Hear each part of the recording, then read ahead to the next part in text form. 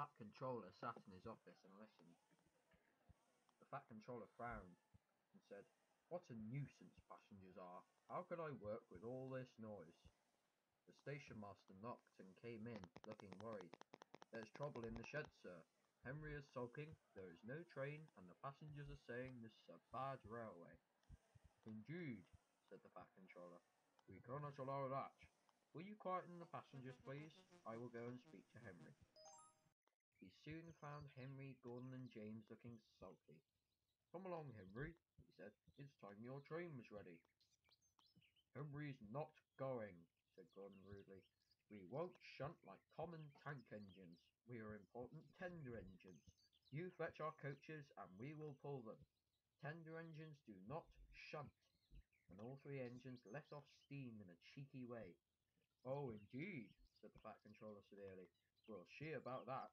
Engines on my railway do as they are told." He hurried away, climbed into his car, and drove to find Edward. The yard has never been the same since Thomas left, he thought sadly. Edward was shunting. "Leave those trucks, please, Edward. I want you to push coaches for me in the yard." "Thank you, sir. That will be a nice change." "That's a good engine," said the Fat Controller kindly. "Off you go then."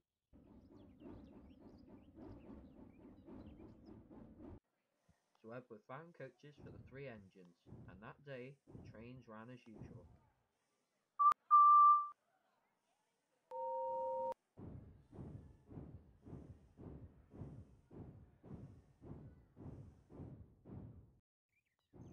When the Fat Controller came next morning, Edward looked unhappy.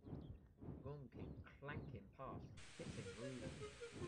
"Bless me," said the Fat Controller, "what a noise!" "They all hissed me, sir," answered Edward sadly. "They say tender engines don't shunt, and last night they said I have black wheels. I haven't, have I, sir?" "No, Edward, you have nice blue ones, and I'm proud of you. Tender engines do shunt, but all the same you'd be happier in your own yard. We do need another tank engine here." He went to an engine workshop and they showed him all sorts of engines. There were big ones and little ones, some looked happy and some looked sad, and some looked over them anxiously, hoping he would choose them.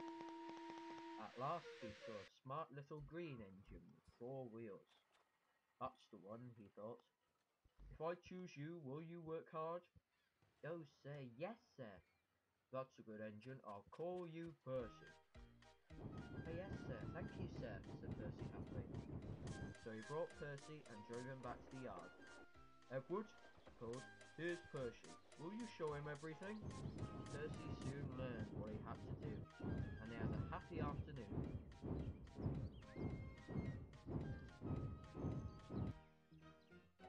Once Henry came by, hissing as usual. "Whoosh!"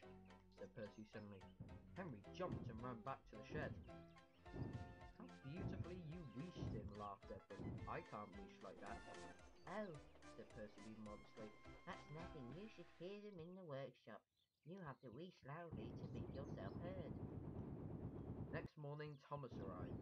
"The Fat Controller sent for me. I expect he wants help," he said importantly to Edward. "Shh, shh. Here he comes." "Well done, Thomas. You've been quick. Listen, Henry, Gordon and James are sulking. They say they won't shunt like common tank engines, so I have shut them up. I want you both to run the line." "Common tank engines, indeed," snorted Thomas. "We'll show them." "And Percy here will help too," said the Fat Controller. "Oh, sir, yes, sir, please, sir," answered Percy excitedly.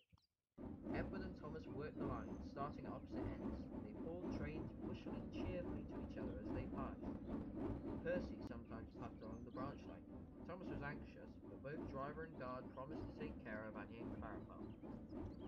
There were fewer trains, but the passengers didn't mind. They knew the 3 other engines were having a lesson. Henry, Gordon and James stayed shut in their shed, and they were cold, lonely and miserable. They wished now that they hadn't been so silly.